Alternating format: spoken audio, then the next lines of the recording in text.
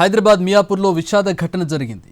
మక్తా మహబూబాబాద్పేటలో ఒకే కుటుంబానికి చెందిన 5గురు మృతి చెందారు. వీరు ఆత్మహత్య చేసుకున్నారా లేక ఫుడ్ పాయిజన్ జరిగిందన్న అనుమానాలు వ్యక్తమవుతున్నాయి. మృతులు కర్ణాటకకు చెందిన వారు.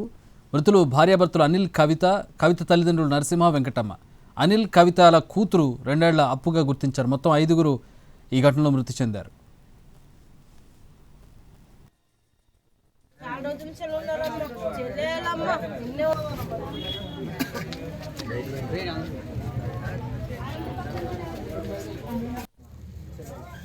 డ్యూటీకి వెళ్తాను 6:30కి వెళ్ళిపోతుంది కానీ ఈరోజు డ్యూటీకి రాలేదు. డ్యూటీకి రాలేదు. మా మమ్మీ వచ్చింది, డోర్ కొడితే డోర్ ఓపెన్ కావాలంటే ఆమెకు టైం అయిపోయింది. డ్యూటీకి టైం అయిపోతే వెళ్ళిపోయింది. ఇంకో టైం ఇద్దరు కలిసి వెళ్ళిపోయింది.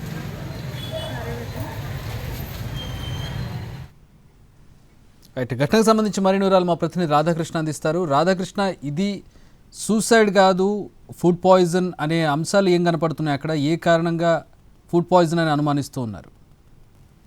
5గురు చనిపోయిన సందర్భం తీవ్ర కలకలం రేపుతుందనే చెప్పాలి. ఎందుకంటే ఒకే కుటుంబానికి సంబంధించిన వాళ్ళు 5గురు కూడా చనిపోయారు. ఇందులో దారుణమైన విషయం ఏంటంటే 2 ఏళ్ల చిన్నారి కూడా ఉండడం. అసలు వీళ్ళు ఎందుకు ఈ విధంగా చనిపోవాల్సి వచ్చింది? ఆత్మహత్య కారణమా లేదా ఫుడ్ పాయిజన్ అనేది తేలాల్సి ఉంది. ప్రస్తుతం మనం చూస్తున్న ఇదే ఇంట్లో అనిల్కి సంబంధించిన కుటుంబం నివాసం ఉంటుంది. అతని భార్య కవిత, అలాగే అత్త వెంకటమ్మ, మామ నరసింహ, వీళ్ళతో పాటు వాళ్ళ 2 ఏళ్ల కూతురు ఉంది, అప్పు పాప పేరు చిన్నారి.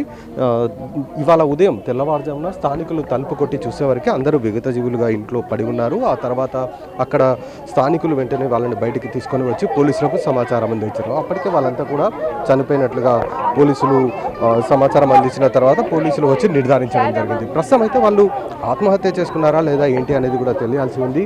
వాళ్ళు వండుకొని ఉన్న పాత్రలన్నీ మనకి ఇక్కడ చూస్తే కనబడుతూ ఉన్నాయి. ప్రస్తుతం అయితే వాళ్ళకి సంబంధించిన కుటుంబ సభ్యులు అందరూ కూడా ఒకటే చెప్తూ ఉన్నారు. కొన్ని అనుమానాలు ఏంటి అనేవి మాత్రం ఇంకా తేలాల్సి ఉంది. ఆత్మహత్య చేసుకున్నారా లేదా ఫుడ్ పాయిజన్ అనే అంశం అయితే తేలాల్సి ఉంది. ఇక్కడ అతను అనిల్ మాత్రం అజీజ్ నగర్లో ఉండేవాడు. అక్కడి నుండి ఈ ప్రాంతానికి రావడం జరిగింది. ఇవాళ అతను ఇల్లు ఖాళీ చేసి వెళ్ళిపోవాల్సి ఉంది. కానీ ఇప్పటి వరకు కూడా ఈ లోపే, అంటే ఇల్లు ఖాళీ చేసి వెళ్ళిపోవాల్సిన లోపే ఆమె చనిపోవడం జరిగింది. వాళ్ళ కుటుంబ సభ్యురాలు ఉన్నారు, అంటే ఒకసారి మాట్లాడదాం ఆమెతోటి. చిన్న పిల్లలకు ఆహారం లేకుంటుంది, నేను తట్టుకోలేక వాళ్ళకి చెప్పుతుంటి సొంతం చిన్నమ్మా అట్లా చేయకమ్మా నీకు నెక్కేగినాం పిల్లలకు అంటుండ్రి. అట్లా వాళ్ళు చూడు సార్, ఏమైందో తెలియదు మాకు. పొద్దున్న మా చిన్నమ్మ ఫోన్ చేసింది, మా అమ్మ తోటికోడాలమ్మే, మా ఆయనకు ఫోన్ చేసింది. బ్రహ్మము మీ అత్త మా మామ అసలే పలకట్లేదు, డోర్ కొట్టిన తీయట్లేదు, రాపా అని ఏడ్చుకుంటే ఫోన్ చేసింది. అప్పుడే కాసు ఊడుస్తుంటే మేము మెట్లు వచ్చింది. వస్తే ఏమైంది పోయిరా పో అని పంపించిన మా ఆయనని. మా ఆయన, మా అక్క బావ ముగ్గురు వచ్చి డోర్ కొట్టినా తీయలేరు. కిటికీట్లా తోసి చూస్తే నోరు తెరిచి పడ్డారు. కాకి వాళ్ళు ఏం తిన్నదో తెలియదు, ఏం చేసిందో తెలియదు.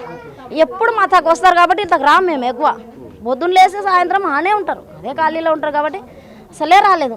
మా చెల్లి మా మరిది 10 రోజులు వచ్చి వాచ్మెన్కి ఎత్తుకొని ఇక్కడ మీలాగా వాచ్మెన్కి ఉంటాము ఇక్కడనే, అక్క చూడు అంటే ఇంట్లో పని చేస్తుంది.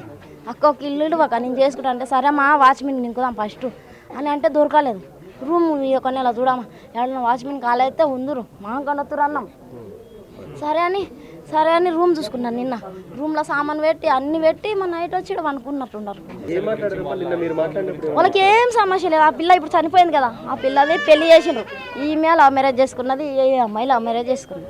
వాళ్ళు పోయినా కానీ వాళ్ళకి ఏం ఇక చేత కాదు, పోనీలే ఈ కాలం అందరు చేసుకుంటాను వదిలేసినాం. మాట్లాడుతున్నాం, వస్తున్నాం, పోతున్నాం వాళ్ళ దగ్గరికి, అందరు కలిసే ఉన్నాం. వాళ్ళ చెల్లెలు మేమైనా. ఆమెకు ఒక కూతురు పుట్టింది, ఈమెకి 2 బిడ్డలు. ఇంకా పోనీలే. ఇంకా మా నాయన కొంచెం తాగుతుండే, ఇప్పటి సందో తాగుతాడు. తాగినా కానీ మా చిన్నమ్మ అంటే అంత ప్రాణం. ఆమె లేదు ఒక్క నిమిషం పండకుండే. మా ఇంటికి వచ్చినా కానీ మా చిన్నమ్మనే ఉండాలి పక్కల. అట్లా తోడు సార్ ఏమైందో తెలియదు. ఈ పిల్లోడు కూడా చచ్చిన మా మరిది పిల్లం నుంచి ఒక్క క్షణం ఉండకుండే. పెళ్ళి 2 సంవత్సరాలు 3 సంవత్సరాలు అవుతుంది. ఇప్పుడు పోస్ట్మార్టం రిపోర్టు ఈ ఘటనలో కీలకంగా మారనుంది. ఎందుకంటే ఆత్మహత్య చేసుకున్నారా లేదా ఫుడ్ పాయిజన్ అయ్యి వాంతులు చేసి చనిపోయారా అనేది కూడా తెలియాల్సి ఉంది. అది కూడా పోస్ట్మార్టం రిపోర్టు ద్వారానే తెలుస్తుంది అనేది కూడా అధికారులు చెప్తూ ఉన్నారు. కెమెరామెన్ రాకేష్ తో రాధాకృష్ణ.